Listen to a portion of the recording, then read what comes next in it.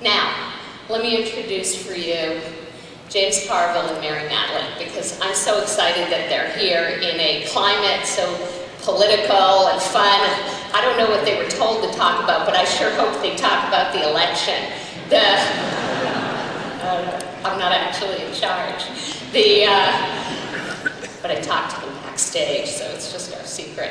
The reality is these two have literally worked for every president, between the two of them, for every president in the last 25 years. And in fact, as you can tell, I mean, they are truly the message that true love conquers all. If you've ever seen them arguing about anything on television. I have met Mary a number of times, and James too, and I try never to tell the other one I've met the other one, because if one gets into a fight, I don't think I can defend myself nearly as well as they can.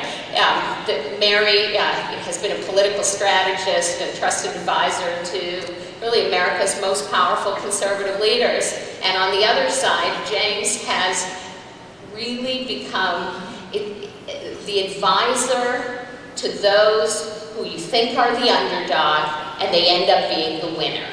His career really started by advising folks who, frankly, people thought didn't have a chance. And at the very end, he ended up winning the elections for them, including a little fella named Bill Clinton. And amazingly enough, Mary Madeline was actually advising George Herbert Walker Bush in that same election. So he got one on her for that one. But since then, as you know, she's advised current president, Dick Cheney, and many, many conservatives, and many of our friends too. With that, let me not hold you up. I hope they do talk about the election and about what's going on. Let me welcome James Carville and Mary Madeline to the stage.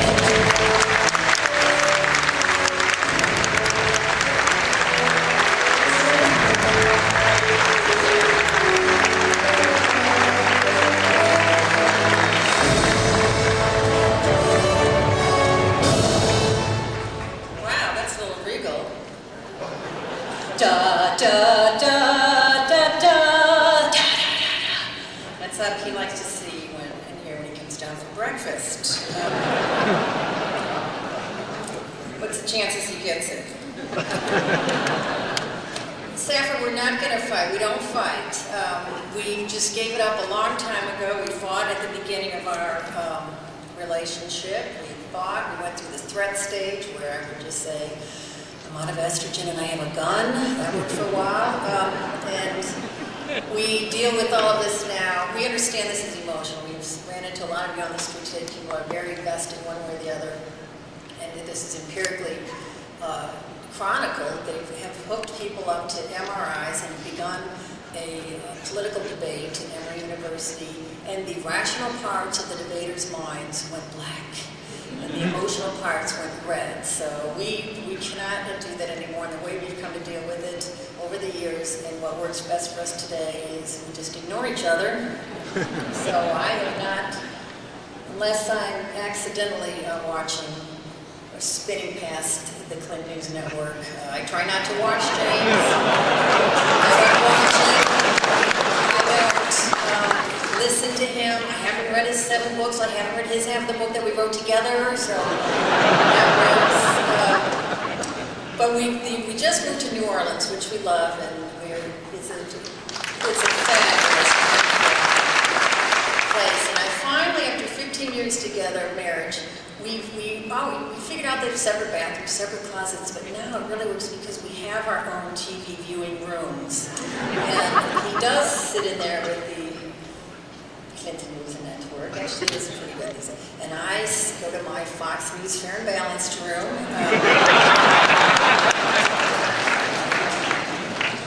Which James says he's like a drunk. He uses a lamppost for support, not elimination. Which may or may not be true, but they are occasionally, even if accidentally, illustrative. A couple of weeks ago, I put on my fuzzy slippers, red wine, I just went with my peeps. I go in the Fox News Fair and Balanced room and shut the door. And O'Reilly was screaming about James Carville, which is really, I consider, an invasion of my personal personal space. And I was going to turn the channel, but he said, we're going to have Dennis Miller on to whatever, talk about James.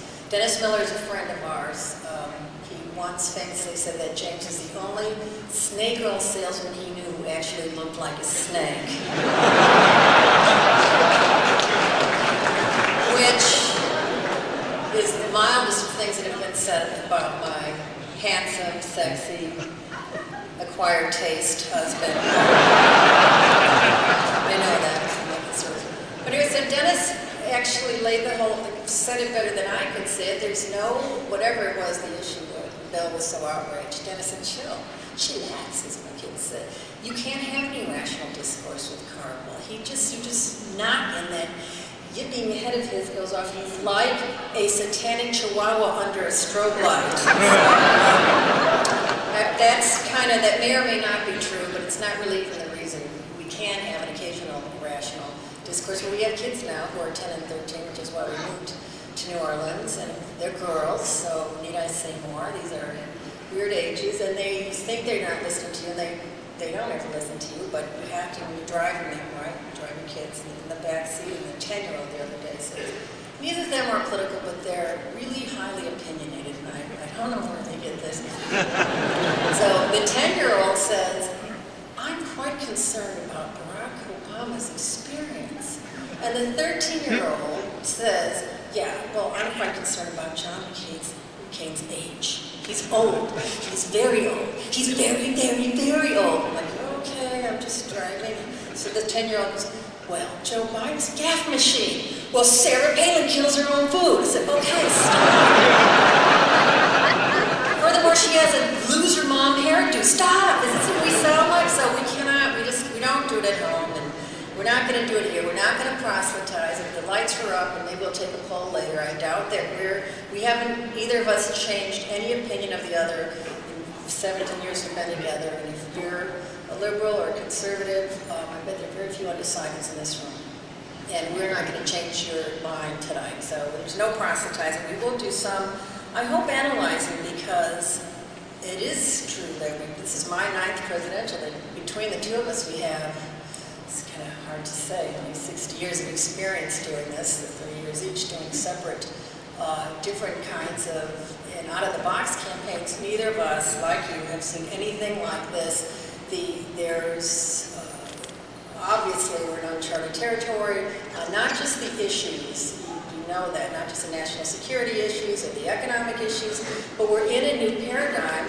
We're in the information age, which you know far more about than campaigners do, and for that matter, most of the government, the campaign people in particular, don't know how to operate. It's not a criticism, it's just a reality, because they only have to pull it together at this level every 4 years. So we're hideously and sort of continuously anachronistic and behind the 8 ball in the paradigm age. So for lots of different reasons, uncharted territory being the greatest one, all of the prognostication, the bloviating from our friends has been wrong. If John McCain can't win, he did. Hillary can't lose, she did. The Democrats can't lose, they're even and might. I mean, there's a reason that the prognosticating is wrong. And so I want to think of this like a strategist would. We had different candidates in the primary, so we have some emotional detachment in this cycle. He was for Mrs. Clinton, so we call her home an H-bomb. I was for Fred Thompson. I'm a constitutionalist. He remains the best messenger of that point of view. Unfortunately, he was the only candidate that ever tested positive for Ambien, so that did not work in the primary too well. But we have been able to discuss this process going through it, and the only way to sort of be quasi-predictive is to look at where we are. You use the templates that we know that you do in business, and where we are, and how did we get there? How did we get there? What did we do right? What did we do wrong? As some potential predictive operational principle to go forward. So I looked at all the polls today, and if you look at polls and you're a junkie, the best thing to do is go to one of these sites that add up and average all of the polls. Don't follow just one. And today's averages have Barack Obama up 2 points, and they have him up 0.8. Good. Good for Barack. That's not where he should be, but I'm glad you're appreciating it. So his favorability is up 0.8. And if you're a trader, you can trade these guys. Barack Obama's at 50.7 and McCain's at 47.8. So if you want to looking for somewhere to put your money, there you go. So what strategists do here, they're not looking at these numbers really. They're looking at a couple of things. They're looking at the internals, as you hear them talk about on TV, the structural dynamic. The structural dynamic has shifted. These numbers are somewhat where they were preceding the convention, but inside these polls there has been a structural shift, and they're refutable and deniable, and either side would tell you this, were they not busy spinning all the time. The structural dynamic to McCain's advantage for the moment, and say this is permanent, for the moment is a pretty serious movement on core constituencies. We've heard all about the women and what were security moms and our Walmart moms, those women moving, and they moved back a little bit this week with the financial goings on. But that was a huge, giant, big internal structural shift.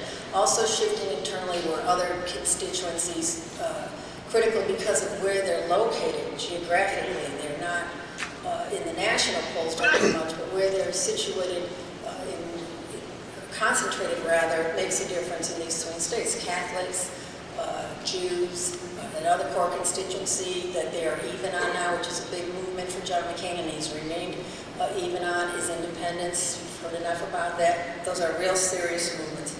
The other big structural dynamic was John McCain closing the change gap. This is the core narrative of this cycle. It's now cliche, but that John McCain could be as close as he is to Barack Obama on that core narrative. It's a structural shift. There's the core attributes have shifted, and the core positioning on issues has shifted. So the short and the long of this is there is an underpinning, and it is real, a fundamental shift that makes this conventionally, post-convention, look more like a conventional race. Everyone, again, these hollering monkeys on cable shows were saying this is going to be a blowout of real life. No, it isn't. We're where we always are. What the strategists are looking at now is not these numbers, but those structural changes plus the generic ballot, very big structural change. Now Republicans who probably don't deserve it are at parity in the generic ballot. Big structural change. Then underneath all of that is what is happening in the states. The national polls are a leading indicator. The lagging indicators, though, are showing a completely almost conventional map. Barack Obama was once targeting 22 states, then he moved it down to 18, now he's under 14. The previously targeted red states are put away. No one's going to be fooling around there, so if you were waiting for a lot to be going on in Montana or Alaska, or you're not, it's not going to happen. Toss-up states are McCain is doing better than he should be doing in toss-up states from Florida to Ohio. Obama in today's polls, last week he was down in some toss-up states like Colorado. Today he's even or up, and some blue states are in play, which is making Democrats very, very nervous. Wisconsin, Minnesota, we were there earlier this week. That is real. Does it stay real? Who knows? But right now, blue states in play. Toss-ups really being a toss-up, and that generic ballot closing has made it not just an interesting race, but it's put people on edge in both the camps for good or ill. Now, this Sunday, I'm so glad I don't do this for a living anymore. This past Sunday, the Barack Obama spokesman, who's a dear friend, my heart goes out when you have to go on TV and say things that you know are stupid, as she did, which was, we expected to be here.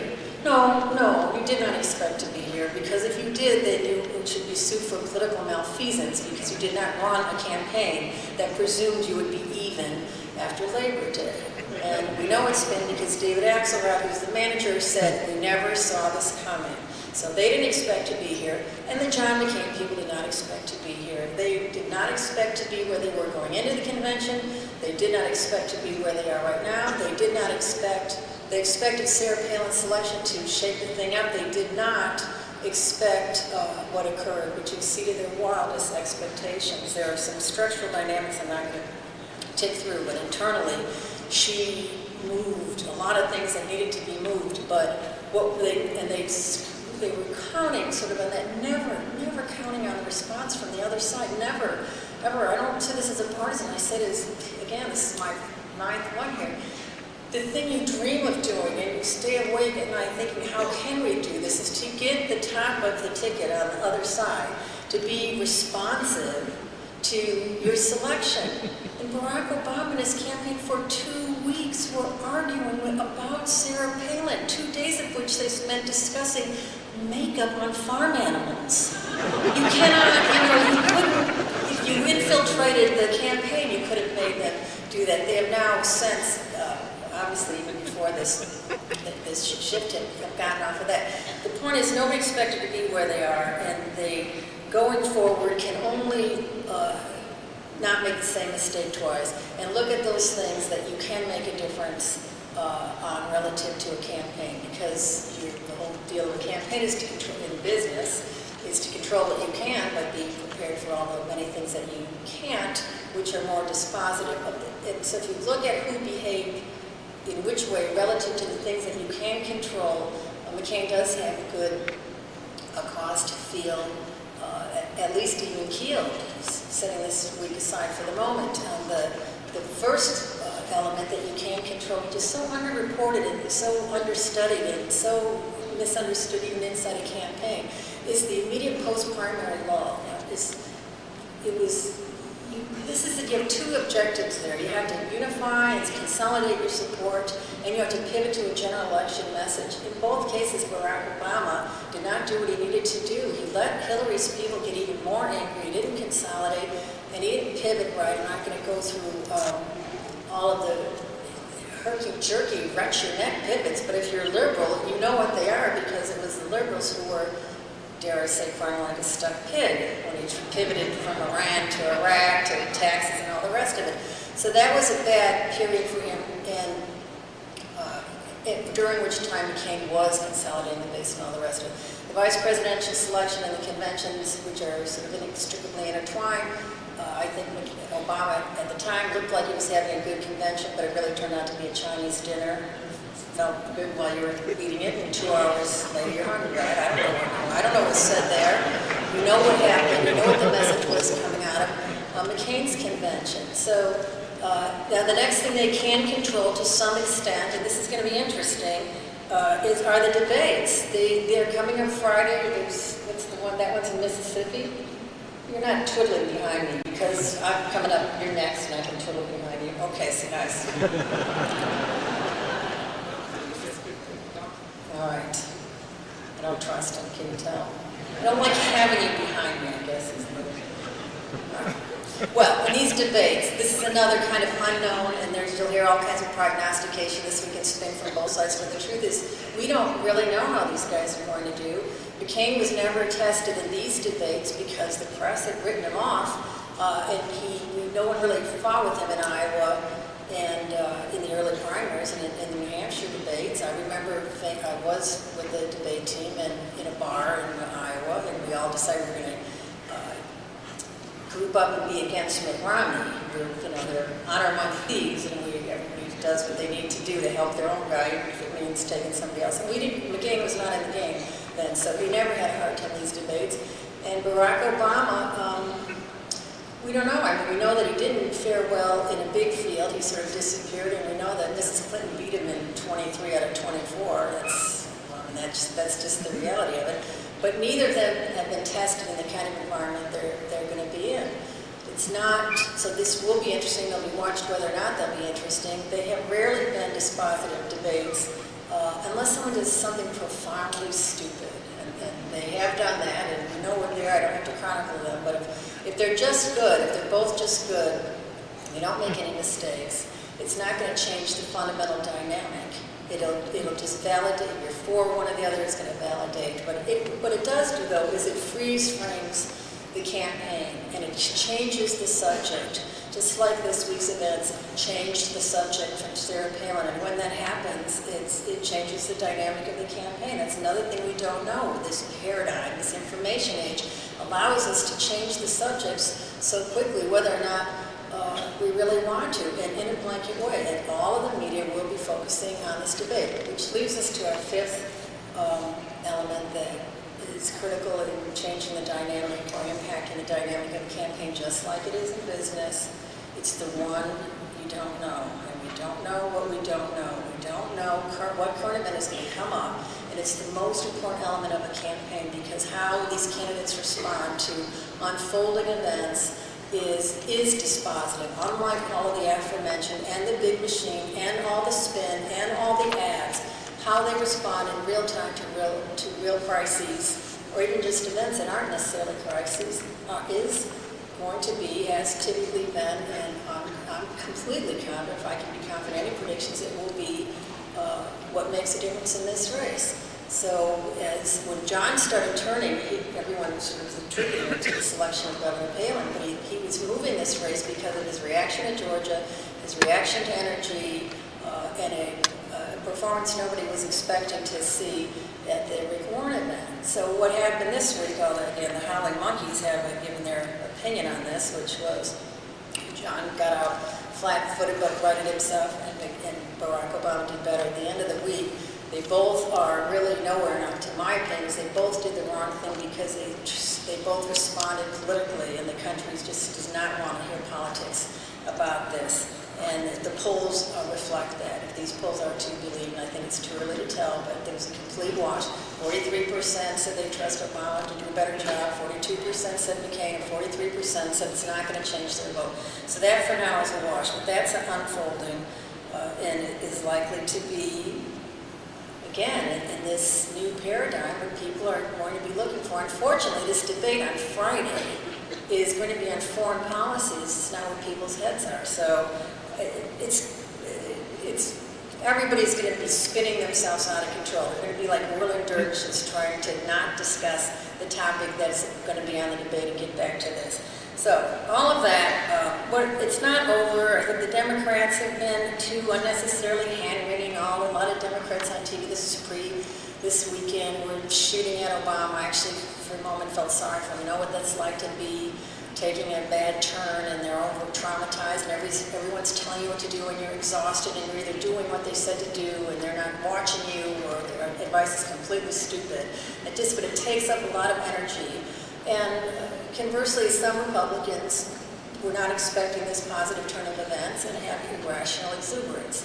So everybody needs to, as the kids would say, just chillax and do what they need to do, starting in the debates, which is to back off from being completely and remotely political, and go to what's their difference in governing views, and do it in a way that is authentic. One of the things that if I were advising the Obama people, I would say, quit listening to everybody. Don't listen to us. Be yourself. Go back to your political identity.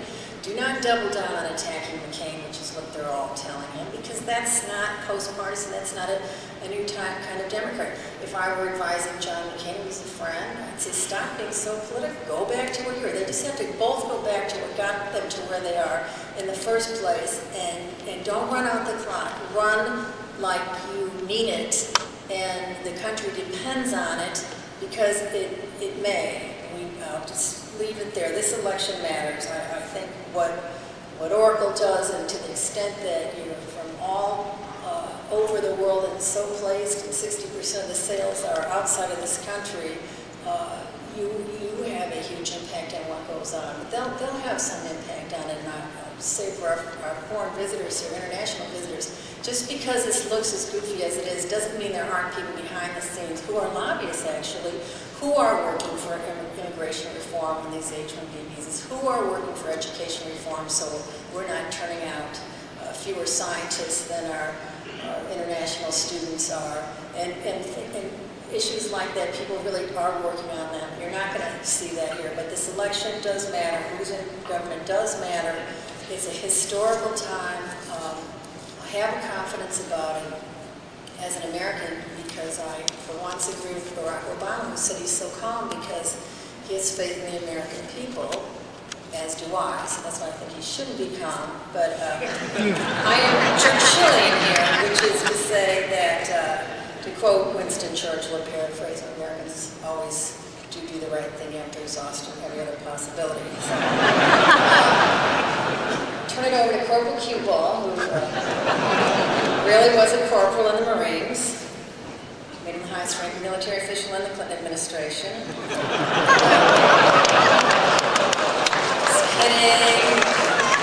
He is a genius. He found his calling. He does what he does now better than anybody ever did it, and that's good because his previous callings weren't so good. He was a lawyer and woke up one day and said, if I had to hire a lawyer, it wouldn't hire me. His academic career, well, he was 11 years at Louisiana State University. That was his undergraduate degree. He did have a 4.0 on graduation day. His blood alcohol level.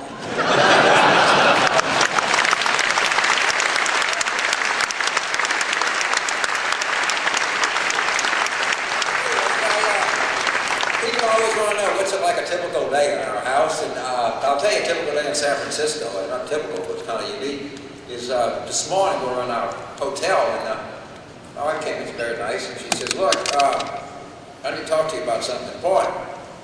And I said, oh, okay, you know, what's that? She says, you need to call your friend, while you're out here, you need to call your friend Nancy Pelosi and see if you can get her to vote for this bailout package that the administration has.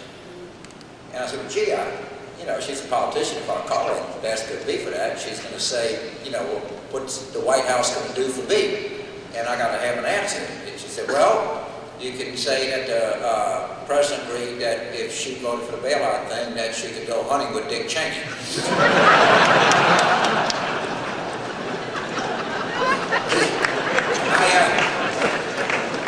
In the spirit of sort of bipartisanship, I thought I would say something nice about the current President Bush, which I don't normally do, and I was suspended just because we have a lot of people here from around the world, and they can really understand this. And when President Bush first met the new French president at his daddy's place in Kennebunkport, and he kind of had enough of the French. And I'm French, so I can say this. Sometimes we can be a little annoying. And he looked Sarkozy right in the eye, and he says, you know, the problem with you French is you don't have a word for entrepreneur. And,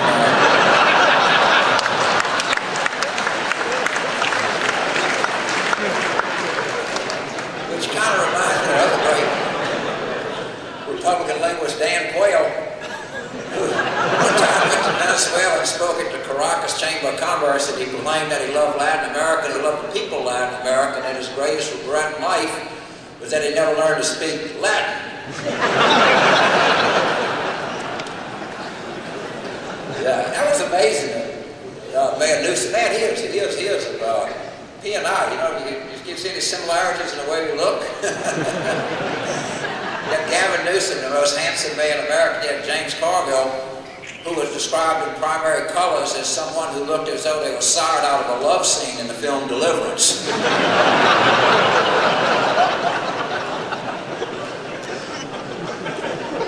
Of course, the big news is the Clintons are behind Obama, and that's really good news because Hillary can get the woman's vote and Bill can get the other woman's vote.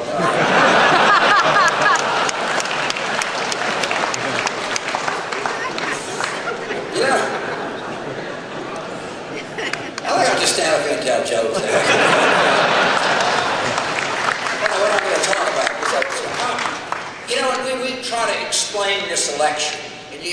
People, the bloviators, the chatterati, or whatever the hell that people refer to all of us that sort of on cable TV, you know, pontificating and mouthing all. People use the words like, oh, this is historical, this is fascinating, this is interesting, it's none of those things. It is incomprehensible. What you're seeing here is history at the level that we can't imagine. There has never, ever been a presidential cycle like this. Let me demonstrate to you a few things about this cycle. First of all, take the original field that was running for president. This original field, we started out with the first credible woman candidate for president, the first credible African American, the first Hispanic, the first Italian American. We've had people who've been married twice, run for president before. The first time we've had somebody who's been married 3 times in the first Mormon.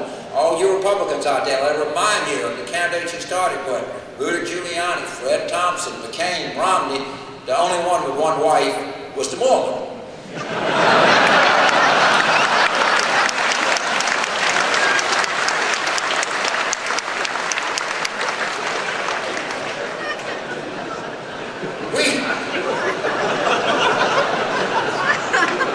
We also pontificate a lot, and you will hear a lot of this. Well, one thing you know for sure, you can't be a senator and get elected president. The last senator got elected president was John F. Kennedy in 1960. Well, that's Bob Ball makes it. We're going to have a senator. I tell you one thing, in my lifetime, we'll never see an African-American president. Well, we just might. We've never elected a president for the first time over 70. Well, we're either going to elect a president for the first time over 70, or we're going to elect an African-American president. My point is, history is being made right in front of us. Oh, think of this. How much the money raised, the turnout usually goes up 5–10%. You see a turnout go 50, 60, 70, 80%.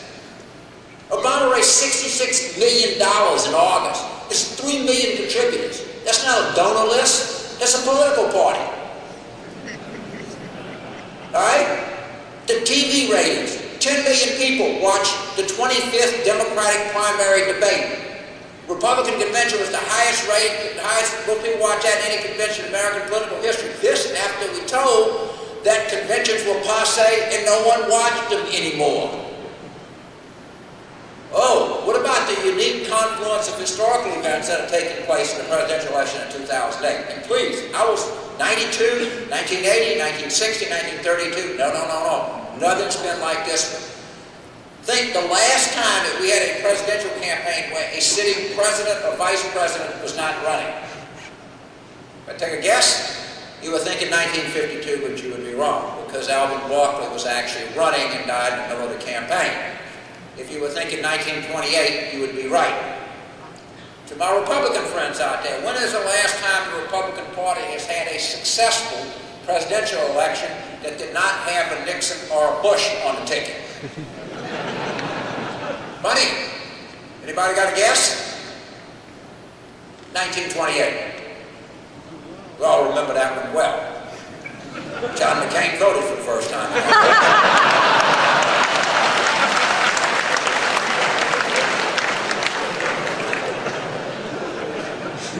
Now, this is the sort of logic question. All of this has happened. Then we had the Russia invading Georgia.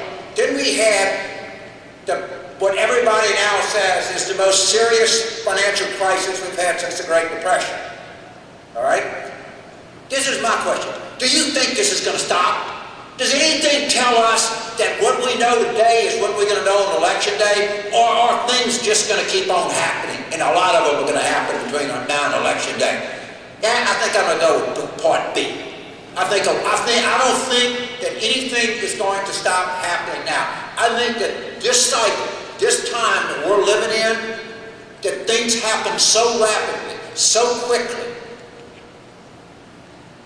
that it's just going to keep coming one on top of another. I mean, really, we're talking about, they want to pass in a week on top of about $250 billion, authorization about $700 billion in mortgages in a week. And this is every time something comes up, well, this will fix it then. Why do we think this is going to fix it? We don't know. Why do we think the Russians are not going to do something? Why do we think the Chinese? We don't know. More things are going to happen between now and the first Tuesday in November that we can imagine. None of this is going to stop. And this is what's fascinating. Understand, these campaigns are all mapped out. You have the end of the conventions, which was, by the way, the latest convention we've ever had in American history, was into September. So you say, well, we got this phase, we got from the end of the convention to the first debate, then you have the debate phase, and everything kind of freezes, and then you have to sort of sprint from the last debate to the end. So when you're charting it out, you got these three phases. And so what the campaigns really want to do is they're holding back. We're holding back because there were different things that they wanted to emphasize. There were stories they wanted to leak. There were things that they wanted to happen this week to try to dominate the conversation in the first debate. Because this is the last time that you have to really get things out. Because once a debate starts, it has a sort of opaque, a blocking effect on a news cycle. Because you're going to have 90 million people, be my guess, probably watching these debates. And they're going to be monumental. And you're going to hear a lot of people say they matter a lot, they don't matter. The truth is, sometimes they matter. In 76 they mattered, obviously in 60 they mattered. In 2004 they didn't matter. I suspect that they're going to matter this time. But they're going to be, and again, we know instinctively that the numbers of people that are going to watch this thing are going to be phenomenal. Everybody that had something planned for this week, and they all do, trust me, it was all planned out, and they were going to leak this, and they were going to talk about this, is going to get completely smothered in this news cycle.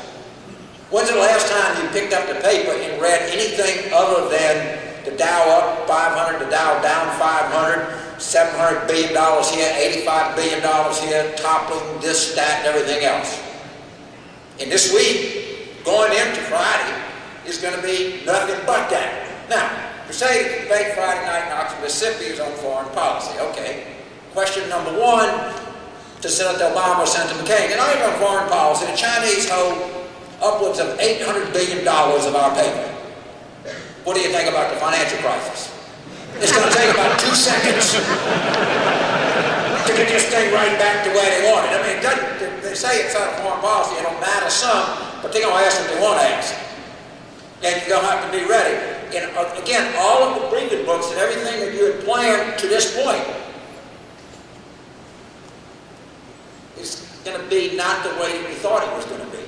And that's what you call, that's what happens, that's what makes this race so unbelievably fascinating.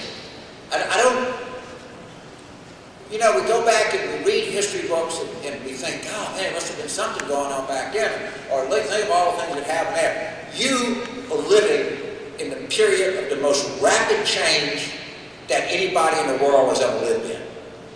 I mean, things that are happening at a speed in the political world, I'm certain. I'm not a financial person, but I suspect if you had a financial speaker, you're living in a period of unbelievably rapid financial change.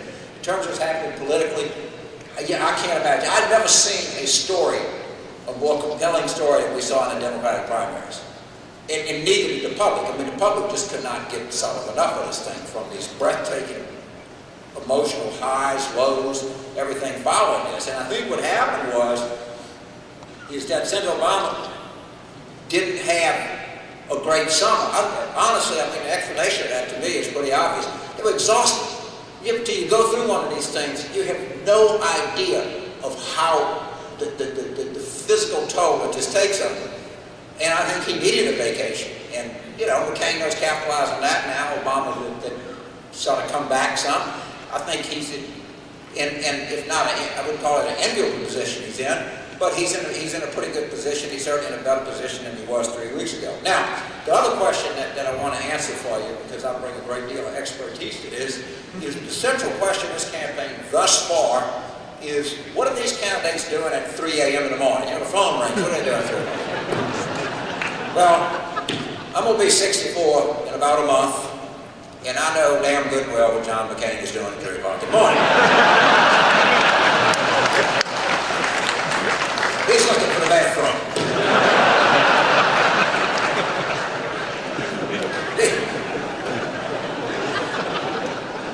So, it all comes down to, well, I mean, all right, you said, who's going to win? We want to know who's going to win. There are 4 of us that know it's a constant number, so I could tell y'all, but then I would have to, like, shoot you, because no more than 4 people can know, and I can't tell 4,000 of us. Now, this is what I think about this election, and in addition to the fact that I obviously think that all kinds of things are going to happen, and weird things, and different things, and things that we can't anticipate. We all know about the fault lines in American politics, and we know about red states, blue states. Actually, I agree with my wife.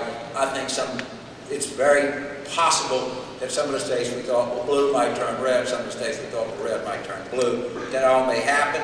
But by and large, this is the big news coming in this election is there's going to be, we can predict by race how people are going to vote. We can predict somehow by where they live, how they're going to vote. We can predict all that. I think the great divide in American politics, and the thing to watch is, there's going to be a generational divide that we've never seen before. In this entire election, if you ask me, what do I think is going to be the determinative factor in this election? I think in the end, you know, if you look at the polls, and it's kind of a 48 to 46, or 47 to 40, whatever the real clear politics average is, and I would just sort of look at them. I wouldn't live and die by them because they tend to go up and down. Is the big thing is in what numbers do these young people turn out? If they turn out anywhere near the numbers that I suspect they are, it's going to change the whole tenor of American politics. Because generally, in 2000, Gore got beat Bush among younger voters like 48, 47. It pretty much mirrored what the general election was. Obama's going to carry younger voters 18 to 29, which are normally 12% of the electorate. I think if he get as high as 14, he may carry it.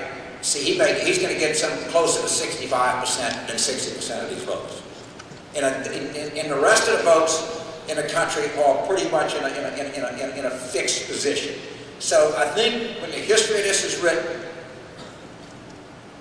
it's going to be written as the first presidential election that there was. We've heard about the gender gap. We've heard, you know, we obviously, depending on we heard about the geography gap. If you live on the coast, you're more likely to vote Democratic. If you live in the middle of the country, you're more likely to vote Republican.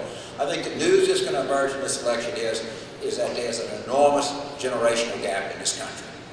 I got to tell you, and I really appreciate you in inviting us here, and I know we got a lot of people from other countries here. And I grew up in I didn't grow up in a town in Louisiana. I grew up in a one-stop sign, a place I described. So where I grew up, it was so far in the backwoods we had to pipe sunshine in. Kind of a utility field, sunshine. And unlike most people, I love politics. I love watching this. I love doing it. I do it around the world. Every day that I get up, I get a chance to talk about it and be a part of it. And I've never been, and people say, boy, how could you be married to somebody who's like so different than you? And the truth of the matter is, for me, it's much easier for me to be married to somebody who thinks differently but passionately than someone who thinks the same as me and has no passion. And I always want my kids to know that their parents worked in politics. I've never been ashamed of being a political consultant and working here in the United States and all the different continents that I've had the privilege to work in. So I really want to thank the Oracle folks for inviting us here and getting to share a topic that we really care intently about, something that we're watching closely, and so delighted that so many of you are here. And we have had one fascinating election, and I promise you it's not going to stop. This thing is going to triple overtime coming down the stretch to November. So let's hang on for the ride. We'll be glad to take any questions. Thank you all very much.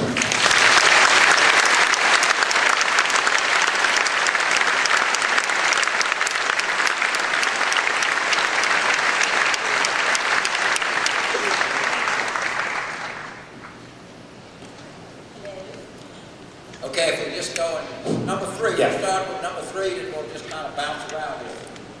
Why didn't I start with number 1? Because, well, hell, I saw number 3. That's right, I'm going first. I want to know, does it really matter who we vote for when the Washington lobbyists are going to basically buy whatever they want from whichever party gets elected?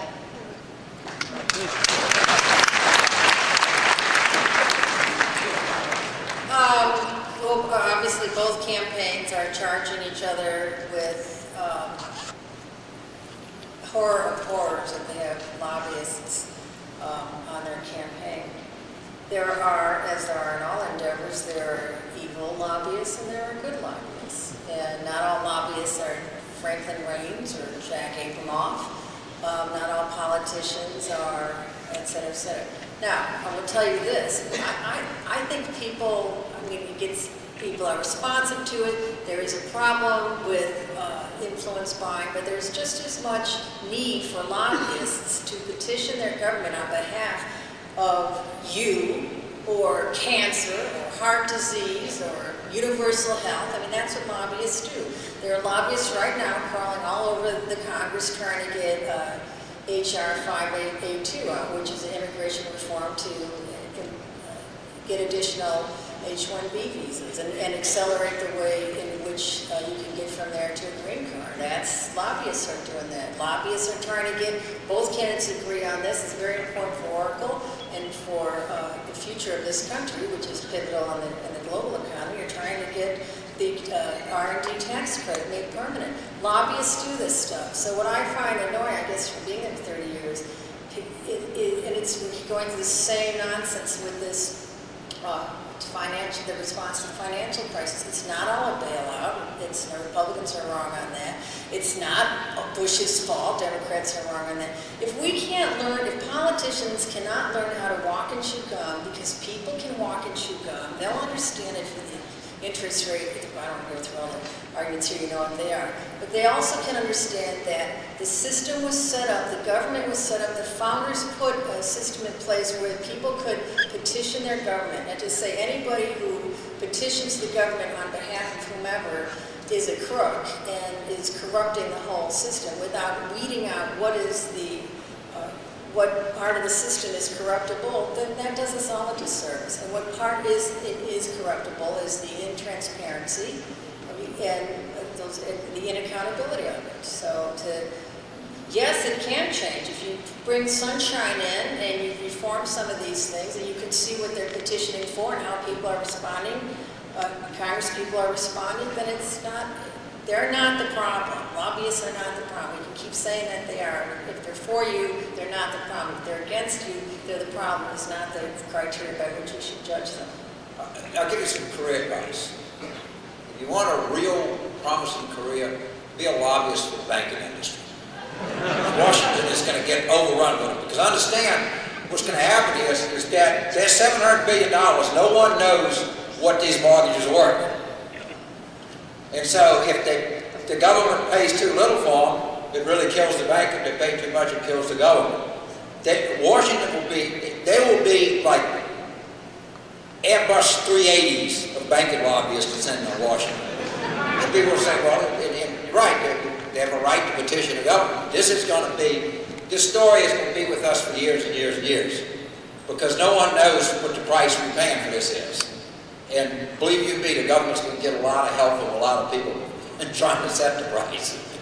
Trust me. So if you're looking for a career change, be a banker lobbyist. Go ahead. Hi. Thanks, first of all, for bringing a human life to politics. And secondly, I wanted to see what your... Did you say human life? Yeah, human face. Oh, as opposed to alien life. I wasn't Sorry. I wanted to know... And I look like I was born on another planet. So, as two people that kind of live and breathe media, what do you think of the job that Jon Stewart and Stephen Colbert are doing at Comedy Central? And why is not the rest of media even making what they're doing? That is, as you well know, we're all aware of these statistics, that 40% our population gets all of its political information. My kids, who in all other ways think I'm a complete loser because Colbert asked me to be on, now think I'm cool for a nanosecond. They get all of everything I tick through that they said. They don't listen to us. That's from Colbert, South Park, Jon Stewart, Saturday Night Live. And you know, if you can keep a sense of humor about it, humor is not funny unless there's some touch of truth to it. So that's why it's so effective. James and I have been having this conversation. I think Obama could be so much more effective using humor as opposed to sarcasm, which is what he's doing now. Some people can be, I'm naturally sarcastic, I'm not funny. He's not naturally sarcastic, but people they like to get their information that way. It's more credible for young people. It is credible for me. I love to watch those shows because it tells me something that it's the way, it's not really what you're saying, it's how they're hearing it. So why don't they do more, why aren't more politicians like that? Because they're not this clever. You have to be really smart. to be funny, and it's not, it's a talent, and it's not where their skill sets lie, which is not to say they aren't talented, but it's harder to do than it looks. Yeah, I mean, I think, again, you're going to see that, people watching, I enjoy it, to the extent they can, I really enjoy it. My favorite, by the way, is the Onion. I love the Onion. I think that stuff is just like spot dead on, funny, and they got the right, they will watch it, and young people watch that, my kids watch it, it's good, it gets people involved, but understand, watch the numbers of the people that watch this debate. Look at the numbers of people that are watching this. It's not like that's where they're getting all of their information from. They're getting, and Jay Leno's a dear friend of mine, we go to the show all the time, and some of the stuff they do is hilarious. But again, people watch that, they enjoy it, it brings a certain, a certain sense of irony, a certain way that they have of doing things. They have huge audiences, but the people also in this election is they're really engaged. And you're going to see some numbers on election day that are going to blow you away. You're going to see some, you're already seeing that. You're seeing like record-setting numbers across the board. People understand that there's really something at stake in this country in this election. But yeah, I like to, and what I like about it too is that they're never at night, they rerun them during the day. A lot, so it's good. He really watches Andy Griffith reruns all day long. But it reminds me of another new paradigm point. A lot of people, not a lot of people, percentage-wise, are getting their information off the internet. But the mainstream press will tell you that 70% of their story ideas are driven by those that came from the internet. In the Sarah Palin's, there are 130,000 YouTube things on Sarah Palin, which went up overnight. There were 1.1 million Wikipedia hits in 24. So there's all this new paradigm of business. I think that's a part of it. It's a new paradigm way of thinking that we don't really get because he really is watching Andy Mayberry and he thinks the internet is the interstate. He still calls it.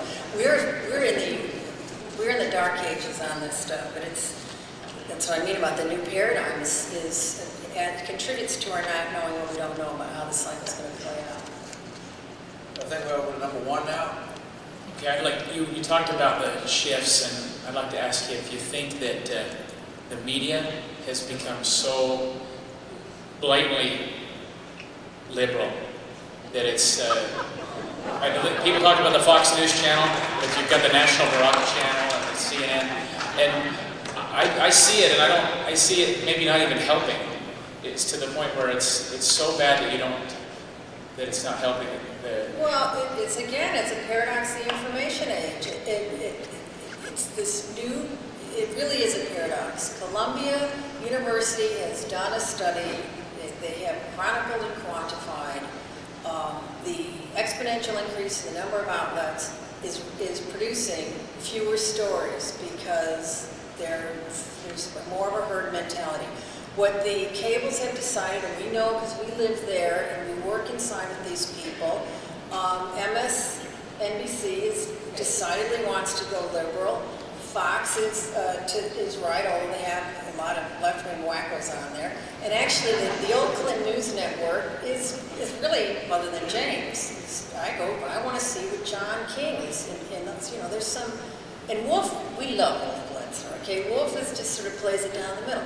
Is it helping? It is not helping in the sense that it's contributory, quantifiably so, to our polemics. You can just go where you want to go to validate your own thinking. If you want to think outside the box, you got to go dig for it. People go to the internet largely to do that. But it's one of those paradoxes. There's more there, and it's giving us less information, and which mirrors the paradox of the information age anyways, with more knowledge and not necessarily more wisdom.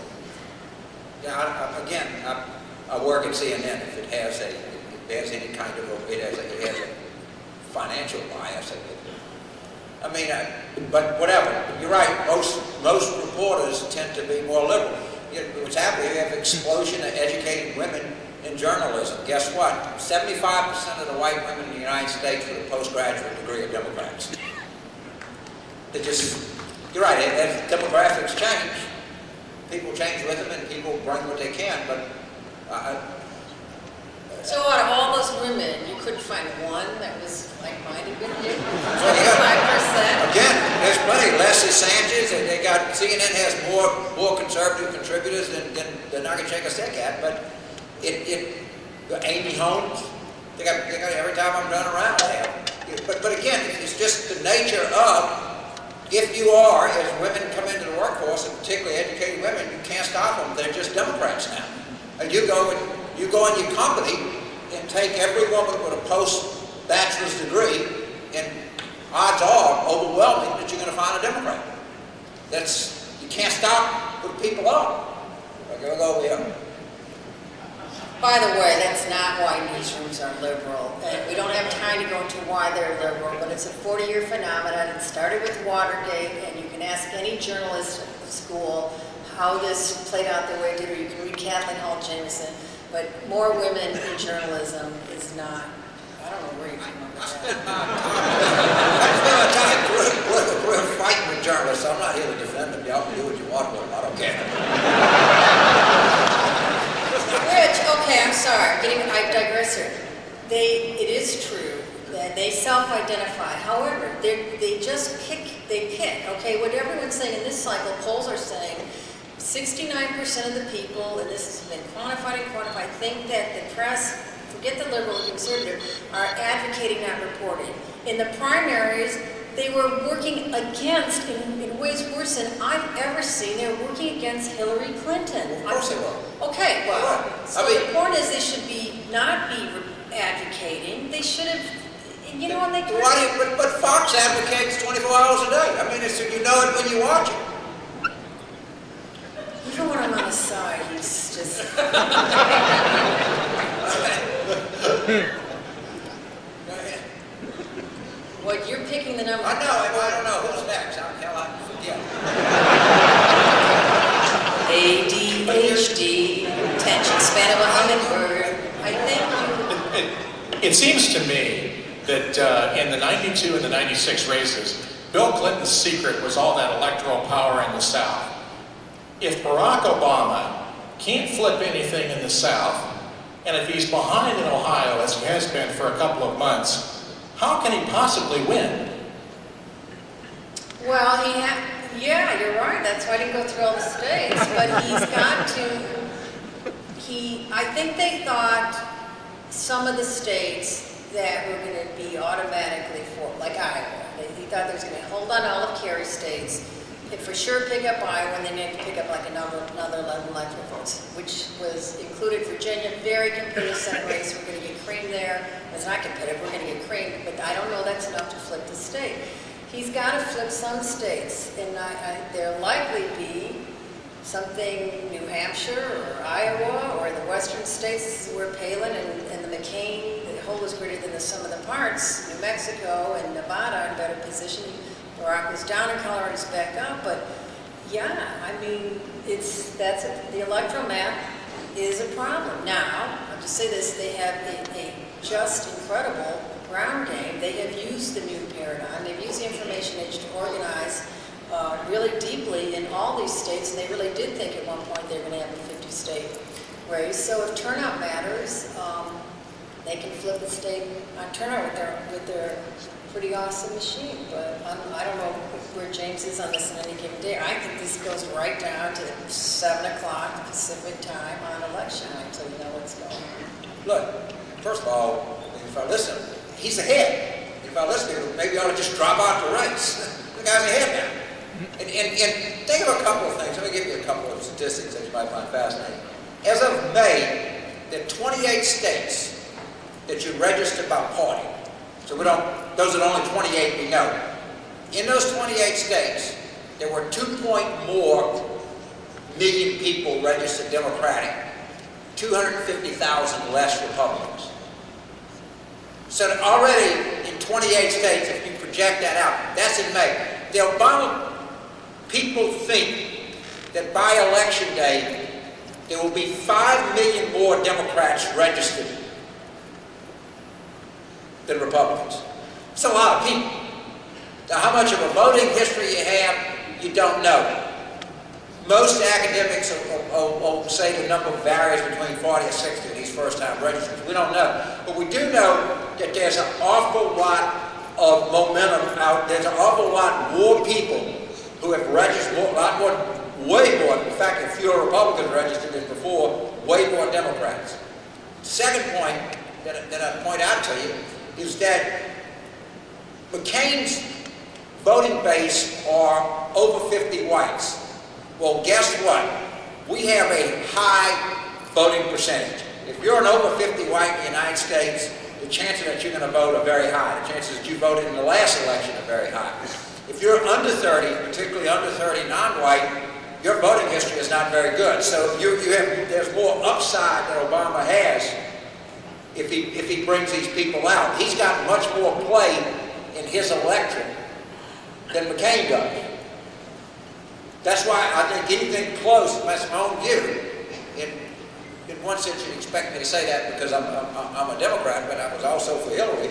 But one thing is, and everybody sort of acknowledges this, that if Obama gets he has much more upside on his turnout. And the numbers, the registration numbers are real and they're breathtaking. Okay, let me just add to that. I'm not saying this is partisan here. I'm not attacking you. I'm just trying to be, well, you started out saying you might as well go home. That's not what I was saying. I was agreeing with the point that this is highly competitive and it's going to turn on swing states. Now let me just add to his data bits. We also know this, that there's no correlation, at least there hasn't been in history, it may change this time, between primary activity and general election outcome, not in 72, not in 80, not in 00.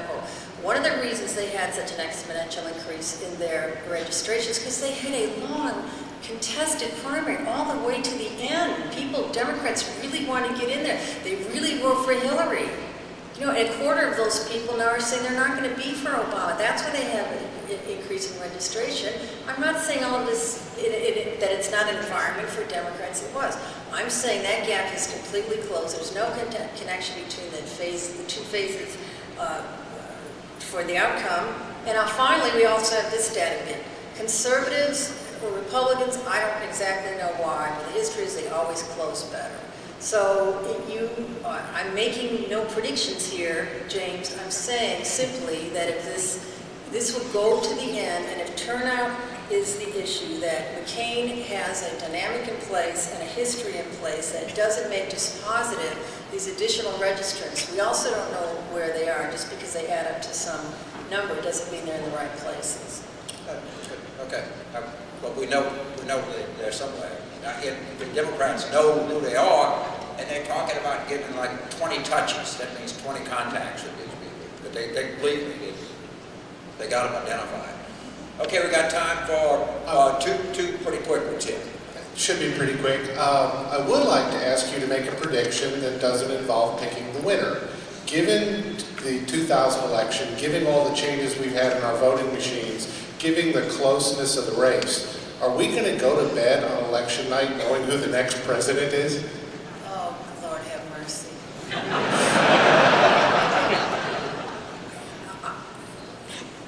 I hope so. I literally, on this 2004, hugged Poppy Bush, putting on my jacket, talked to my husband, was getting ready to go home. Oh, James was the one who told me. He said they're going to contest Ohio. I had to go tell the president we could not go to bed that night, and we stayed up all night. I'm not doing that again, honey. We're going to be in Australia or somewhere. I'm not staying up all night for the next 2 months. I think we're going to know election night. But you know what? Could be wrong. One quick one. Yes, 20 sir. seconds. That's it. Hurry up. Yeah, the green thing is a real big here at Oracle, and there's another $700 billion that's being brought up, and that is the dependency on foreign oil from America. T. Boone Pickens has a plan online where when combining wind and natural gas could put a big dent in that, and I wanted to know what your thoughts were representing each of the parties and how that might unravel over the next 10 years. Yeah, I think wind and natural gas is a good way to go. And there's tons of, and they've come all kind of new technology and natural gas on top of that. The biggest natural gas find in this shale stuff is in Louisiana, so I'm so for it, you can't beat it. Thank y'all very much, we appreciate it.